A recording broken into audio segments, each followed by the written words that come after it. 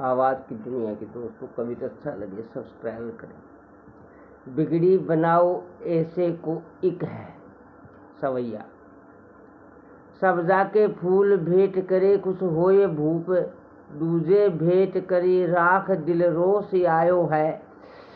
विज्ञ कहे सब जाके फूल का ये मतलब, राज जा धन जा सब जा जा ही बतायो है। राख दीनी ताने राज, राख धन राख सब, राख याने रहो रहो राख यूं जतायो है। कहे सूर्य मुनि राख वाले को इनाम दिया, बिगड़ी बनावे ऐसो कोई दिखायो है। आवाज़ की दुनिया के दोस्तों, राजसभा भरी हुई थी। नरेश नरसी न्यायासन पर विराजमान थे।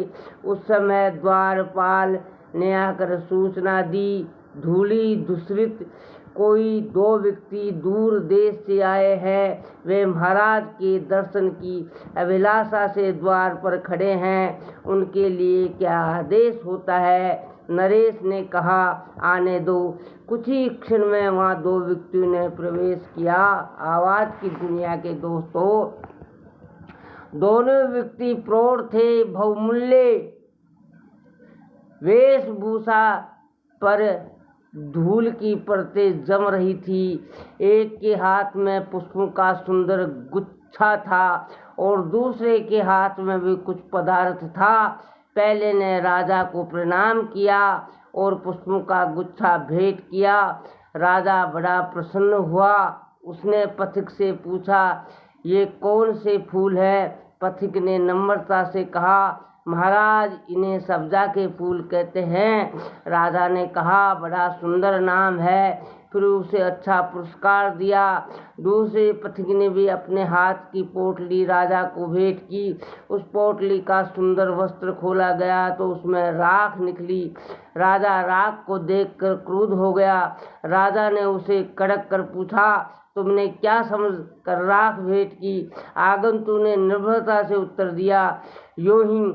पहला पथिक बोला, राजन इसकी बात ही विचित्र है। इसे मैंने बहुत समझाया कि ये पदार्थ भेंट के योग्य नहीं है, पर ये नहीं माना। फिर वे अपने साथी की ओर देख कर बोला, लो बिगाड़ी है बात तो अब भुगतो लाला।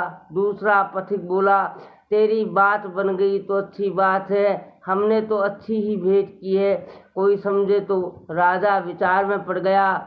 सभा में सन्नाटा छाया हुआ था। राजा विचार मग्न था। एक पुरुष खड़ा हुआ।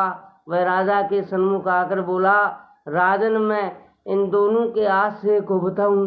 राजा की अनुज्ञा पाकर वह बोला, राजन जिसे आप दंड के योग्य समझ रहे हो वह पुरस्कार पाने के योग्य है, और जिसे आपने पुरस्कृत किया है वह दंड के योग्य है। राजा ने आश्चर्य पूछा, सो कैसे। वह विज्ञ पुरुष कहने लगा, जिसने आपको सब्जा के फूल भेंट किए उसने सूचित किया है कि आपका राज्य जाए, आपका धन जाए, सब्जा यानी आपका सर्वत्र चला जाए।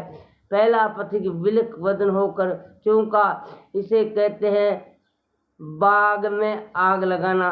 राजा ने मुस्कुराकर उसे चुप रहने का संकेत किया।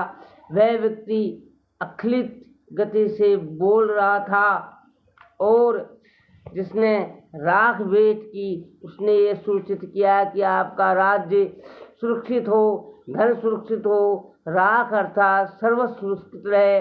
दूसरा पथिक प्रसन्नता से बोला, इसे कहते हैं आग में बाग लगाना। राजा बड़े प्रसन्न हुए और बोले, इन्हें पुरस्कार या दंड देना मेरी इच्छा की बात है, पर तुम्हें अवश्य पुरस्कार दिया जाएगा। आज सो मैं तुम्हें मेरे यहाँ रिक्त हुए अमात्य पद पर तुम्हें स्थापित करता है। अब तुम अपनी बुद्धि को बिगड़ी को बनाने के उपयोग में ही लेना। लोग समझ गए कि इस घटना के मूल सृष्टा कौन थे। शिक्षा बिगड़ी दिखाई अर्थात संसार में बिगड़ी को बनाने वाले बिरले ही होते हैं। अतः हमें संभल कर चलना चाहिए। हमें बुद्धि को ध्वंसात्मक नहीं निर्माणात्मक कार्यों में ही लगाना चाहिए। हरे हरे। जय श्री कृष्णा। सब्सक्राइब फ्री है। आवाज़ की दुनिया के दोस्तों, ये नितांत आवश्यक है।